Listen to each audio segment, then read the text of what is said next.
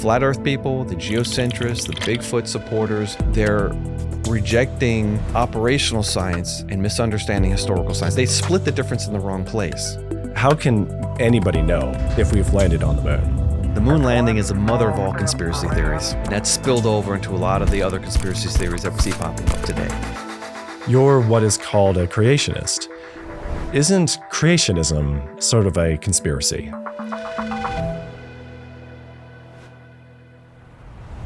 Many people believe in Bigfoot. Others think that men didn't land on the moon, and even others think that the Earth is flat. Maybe you've got a friend that's always carrying on about the latest conspiracy, or perhaps you're wrestling with one. How can any of us know whether a conspiracy is true or false?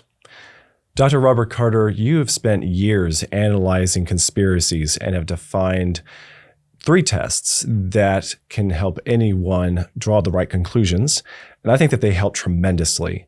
You're going to unpack those 3 tests, so why don't you start with the first, or just tell us what all of them are? Before we hit the 3 tests, I want to explain something very clearly, though. A conspiracy, by definition, can only be held by a few people. So that's one of the things we can think of when we're applying these tests to these alternate ideas. How many people believe it? If millions of people believe something, that might be a mass delusion, but it's not going to be a delusion on basic mathematics. So my 3 tests are, does this idea fit logic? Does it have logical inconsistencies? The second one is, what about probability? Is it likely to be true, or are we really wishing for miracles? And the third one is, does it match Christian history? Has Christianity taught something for the last 2,000 years? And if it hasn't, it's more than likely this new idea is not true, because people have thought basically everything there is to think about these issues that we're going to be discussing. Okay, so you said that the first of your tests is logic. And what do you mean by logic? How can that help someone who is struggling with conspiratorial ideas? Our universe should be understandable. It should be testable. The experiments should be repeatable. So when we have 2 people looking at something, they should come up with the same answer. But some of the alternate ways of thinking that have come up specifically over the last 10 or 20 years, they fail when you realize that person 1 and person 2 are seeing different things. Or that, there's a claim that they can see, like the classic example we see right now of the internet is for the flat earth theory. When you're standing on the shore of Lake Michigan, on the opposite side of Chicago, you can see Chicago. But Chicago is too far away. It should be over the curve of the earth. And so people say, oh, see that? The earth must be flat, or else you shouldn't be able to see Chicago. But what they fail to realize is that you can only see it in the springtime. Not on clear days in the winter, the fall, the spring, but someone in maybe a high-rise building looking out a window cannot see Chicago, but someone down on the seashore can on the same exact day. Why is there a change in elevation? Why does that change the view? Because of the laws of physics. Air is a lens. We know that when light strikes anything of a different optical refraction, it's going to bend. That's how eyeglasses work. The light hits the eyeglasses, and because of the way that they're shaped, it bends in a specific way and changes what I'm seeing. Well, air is a lens also.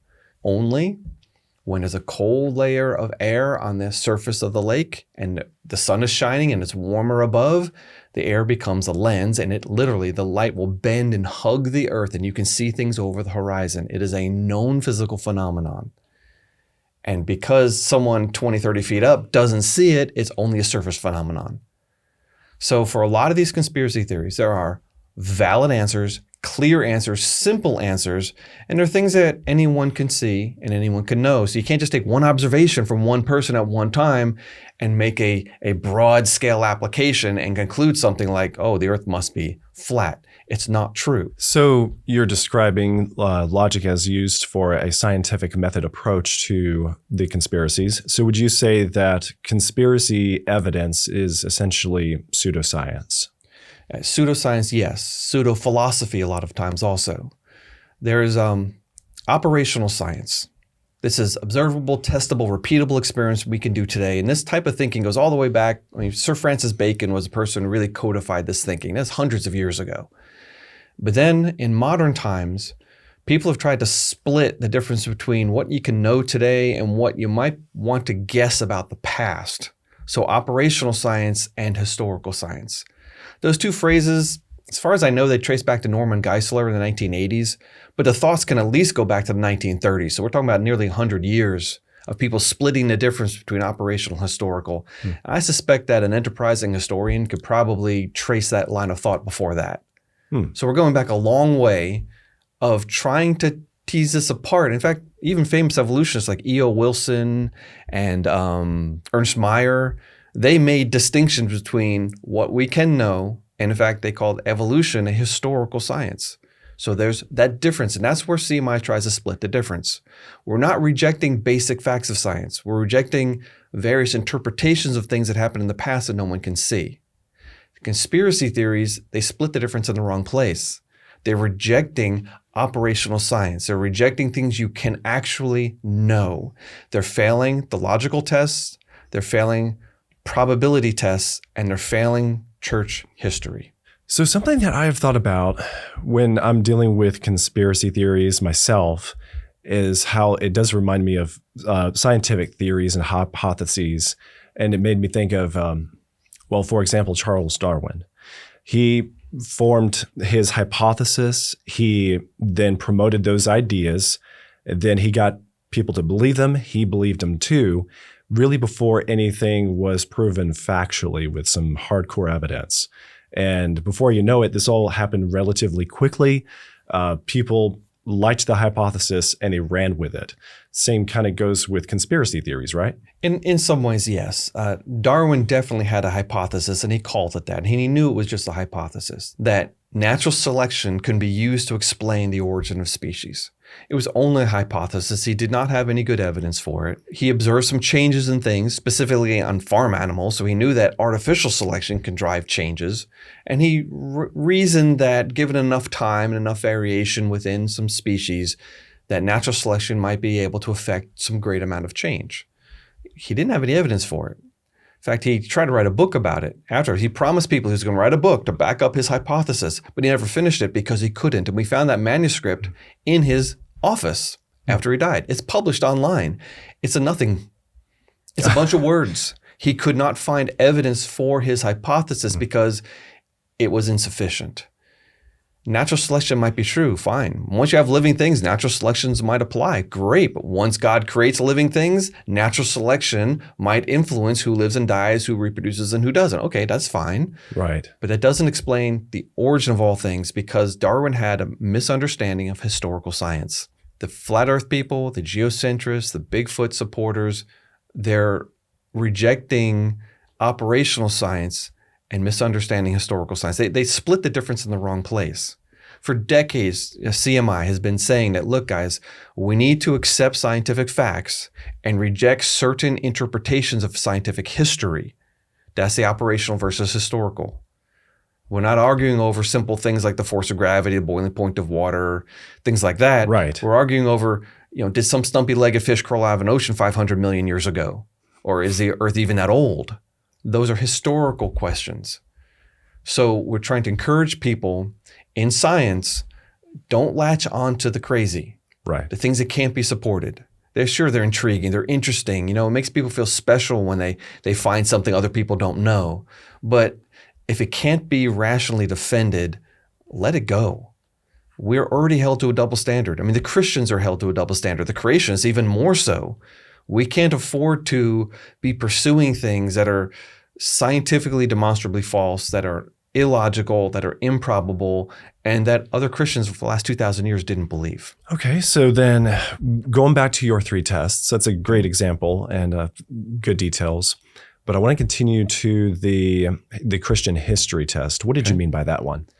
When I say Christian history, I don't say that Christians have a different history than other people. What I mean is that we've had a rich intellectual tradition going back 2,000 years now of people debating various topics. And when a person thinks of a new doctrine, like a new end times theology or a new mode of salvation or a new way of explaining the Trinity, it's almost certainly wrong, because people have already gone through this. It's been 2,000 years of debate over those very topics. To think of something brand new that really smart people in the past didn't think about is not likely. So that test alone should make us very humble. As we're studying Scripture, realizing we're thinking thoughts other people have thought, and we're not alone in these issues. So if the church universally has always taught, I'm talking about the Catholic Church. I'm not a Catholic, so I'm actually using hostile witnesses here. If people on the other side of the Christian divide between Catholics and Orthodox and Protestants and all these different people all taught the same thing, that's pretty strong evidence that it's not something we should reject. So the deity of Jesus, that's settled.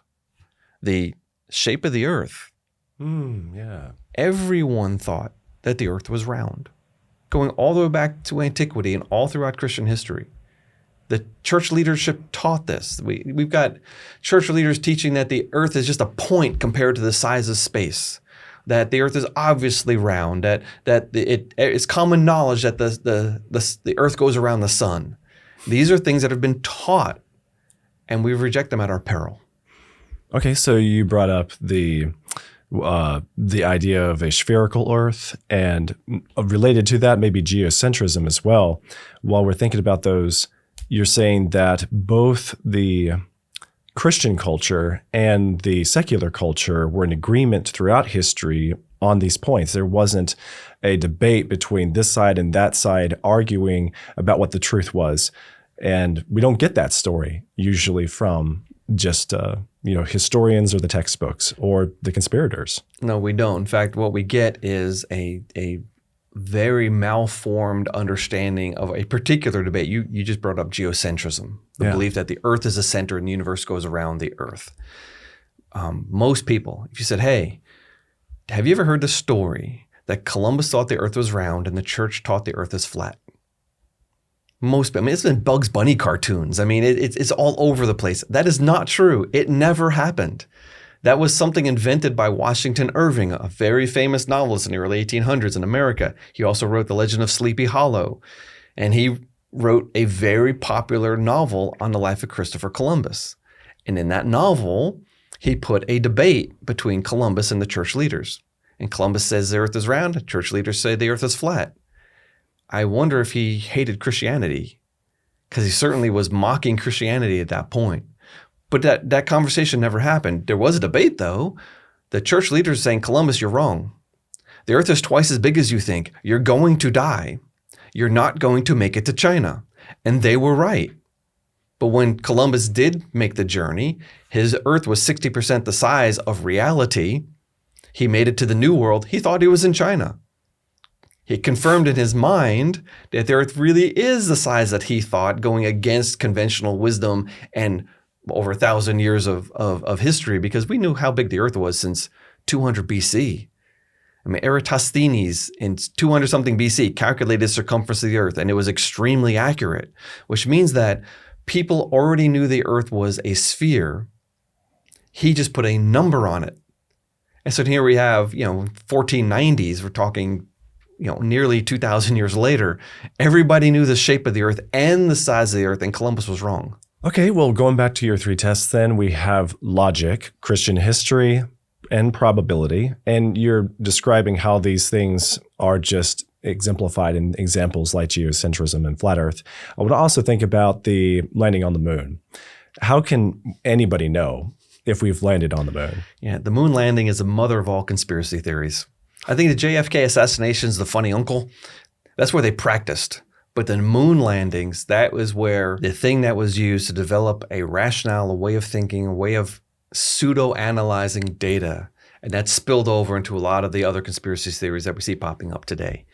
I was at a church years ago, the first time I ever ran into someone who didn't believe we went to the moon. In fact, it was the pastor of the church. And I was shocked. And we talked and talked and talked. And this is my first introduction to someone who's intransigent, who just would not listen to anything I said.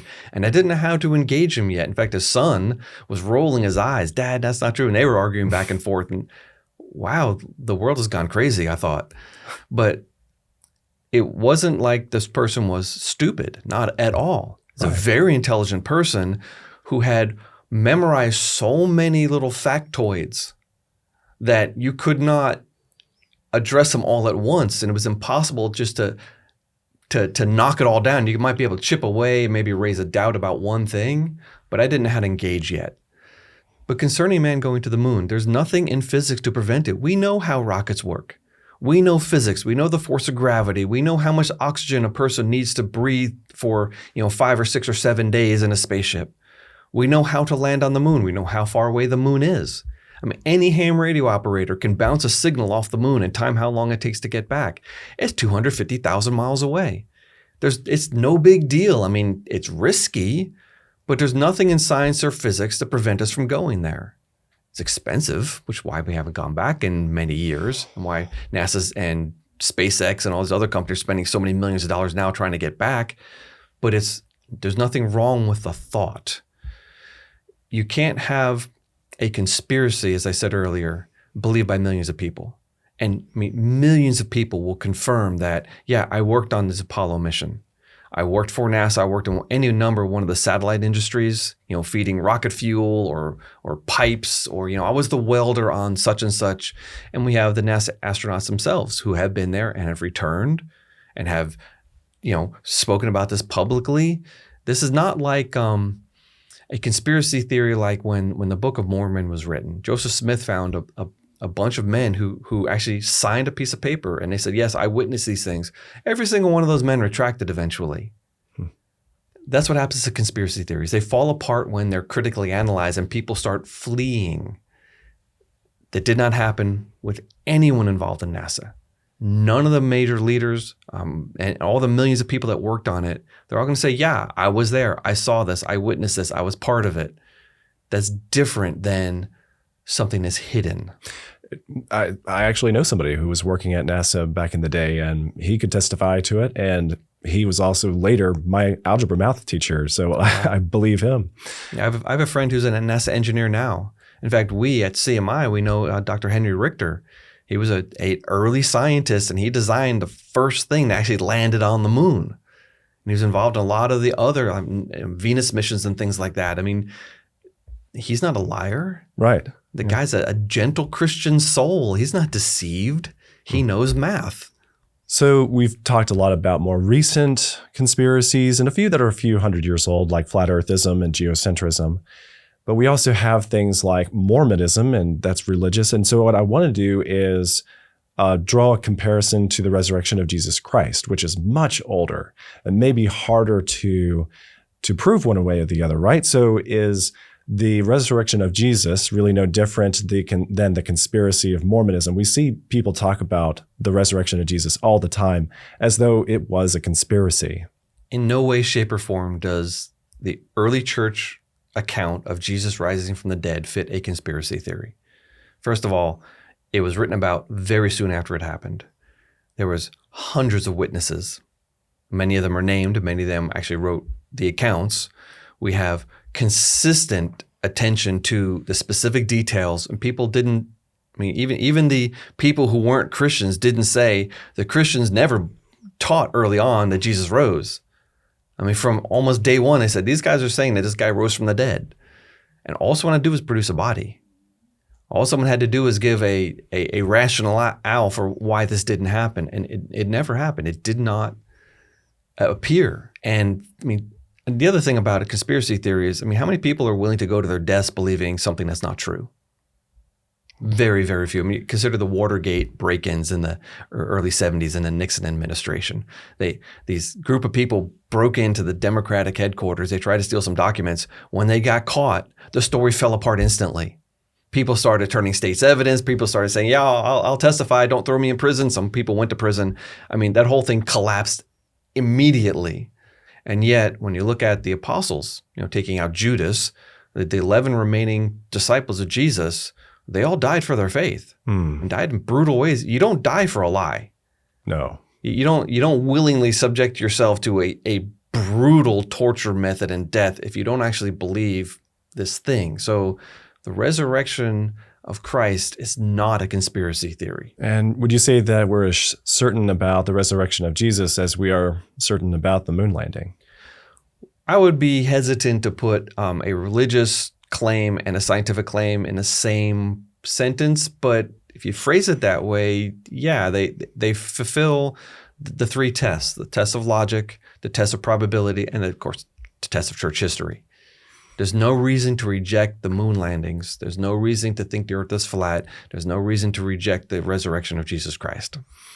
Okay, so I have been thinking about flat earthism, and we haven't really talked about it in relation to the scientific method yet. Okay. So I imagine that the flat earthers have an explanation for how we landed on the moon, even in their theory. No, they don't believe we landed on the moon. You have to have NASA conspiracy as the mother of all conspiracy theories. Yeah. Flat eartherism derives from that.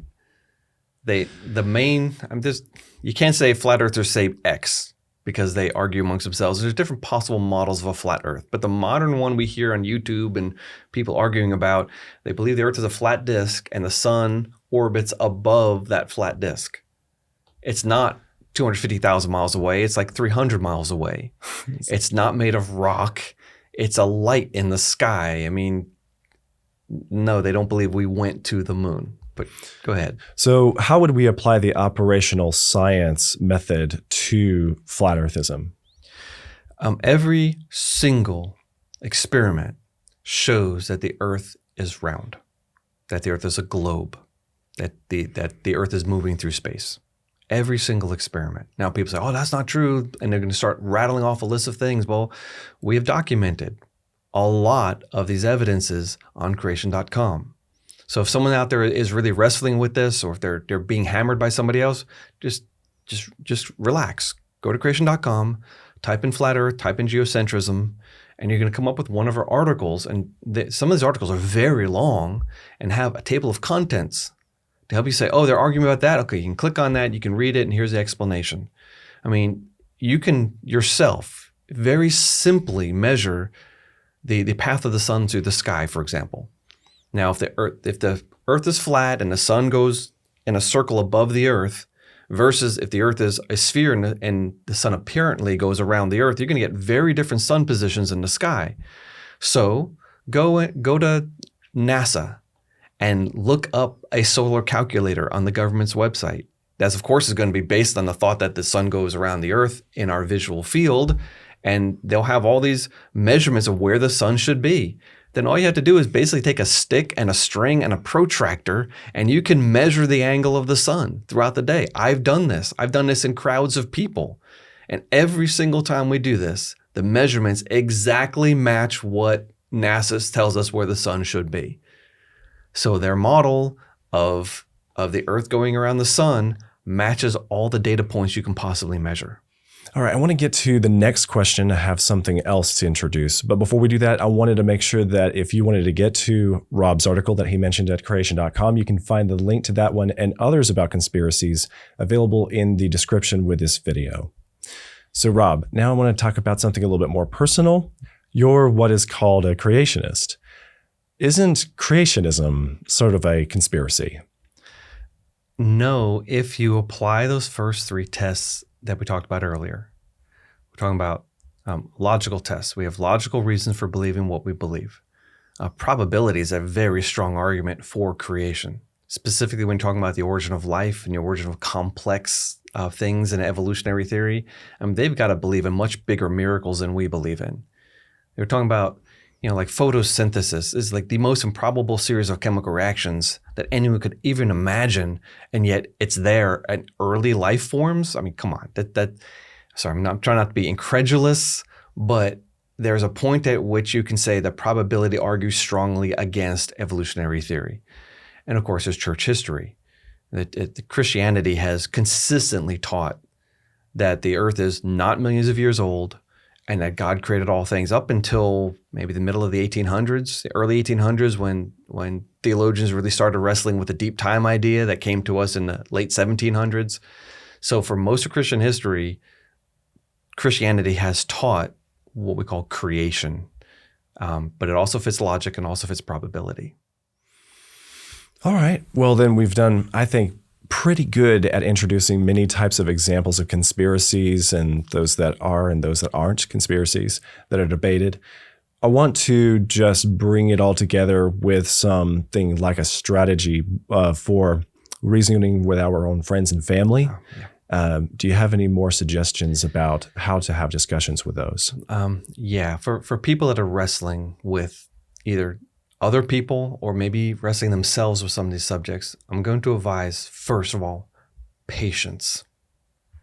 When someone has gone down the rabbit hole, one little fact, one little statement is not going to bring them back. There's a lot of things that are involved in this. There's psychology, there's emotion, and there's data, and then there's other people lying to them. And all those things wrap up into this big ugly ball that you just can't undo instantly. I also want to advise people to be cautious. Don't treat, that NASA never sent people to the moon lightly. It's not like people who believe that are dumb. It's not true. And it's not like they have no reasoning for it. That's also not true. Now, I don't think any of the reasoning is good, but there are so many things involved. They could say something to you, take 2 seconds to say it. It'll take you hours to figure out why it's wrong. And when you line up dozens of things like that, it's overwhelming. Yeah. And that's what usually knocks people into the conspiracy mindset is there's so many things they can't answer that, oh, wow, I must be wrong. No, if you patiently work through each individual example, the whole thing will come crumbling down, which is why we have our articles on creation.com and why they're so long and they go into all those things. So this is a spiritual issue, it's a psychological issue, an emotional issue, it's a scientific issue. All those things together, be very cautious, be very patient. Well, and the other thing too I wanted to mention was that there are no silver bullets for winning a debate and convincing somebody of the truth in these regards. It's directly comparable to trying to share the gospel with somebody. If someone's not a Christian, you're trying to convince them to be a Christian, you're going to convince them in 2 seconds? No. You're going to convince them in an hour? Probably not. There's hundreds of things that have to be dealt with in a person's mind before Christianity becomes tenable. And there's also Holy Spirit working in a person's heart also. So there's spiritual, emotional, logical things happening. When we're talking to people in the conspiracy mindset, we have to be just patiently work them through and don't burn the bridge, because you might say something today, they might reject flat out. 5 years from now, they might come back and say, oh, I've been thinking about that. And maybe that was a penny drop moment for them, but it doesn't germinate right away. So it's the same exact thing when we're sharing Jesus with people. We have to be patient. We have to be loving. We have to be firm, convinced that we're on the right side, but you can't steamroll someone into believing what you believe. It's not the way humans work. This has been really helpful for me to understand how to deal with these issues as well. And can you just go over those 3 tests one more time? When we're trying to figure these things out for ourselves or talk to other people about these things, we need to see if our ideas match logic, if there are any inconsistencies in the way of thinking. We have to make sure they match probability. Is it really likely that really happened, and how unlikely is it? And we have to make sure that they fit with church history, because Christians through the ages have thought of these things already and have argued about these things vociferously. And if we come up with a new idea, it's just in that way that new idea is probably wrong. So be really careful. You can really easily get into some heretical viewpoints by rejecting basic church history. We all know people now who are dealing with these things. I've met, people have asked me questions saying, my boss believes the earth is flat. What do I do? I met someone who said, my pastor's teaching this, and this is obviously not right. What do I do? Because now we have an authority figure who is enmeshed in a false way of thinking. And what is a congregation supposed to do? We've got a lot of angry people in the world, a lot of distrustful people in the world, but the Christian approach to these things is rational. It's calm. We've got God on our side. We have the Scripture on our side. We have reality on our side, and we don't need to go off into some fringe area. And the worst part about this is when someone really gets deep into this, they spend all their time doing this. Is it taken away from Bible study? Is it taking you away from prayer? Is it taking up your time and your effort so you're not talking to other people about Jesus? Honestly, even if the earth is flat, I don't care. I want to talk to people about Jesus, because even if the earth is flat, that doesn't answer the evolutionary question. If the earth is flat, how old is it? It could be billions of years old. Evolution could still have happened. So that doesn't answer any of the theological questions that are more important. So instead of majoring on the minors, we should major on the most important things and be really careful that we're spending our time wisely. Yes. This has been really helpful, Rob. So if you are interested in getting the latest information from creation.com and Rob when he writes about conspiracies, whether they're about the creation evolution debate or something else that comes up in the scientific field, then you can check out the link in the description for this video for our e-newsletter, and you'll be informed about the latest things whenever they come up about these subjects. Rob, thank you so much for your time. You're welcome, Joe.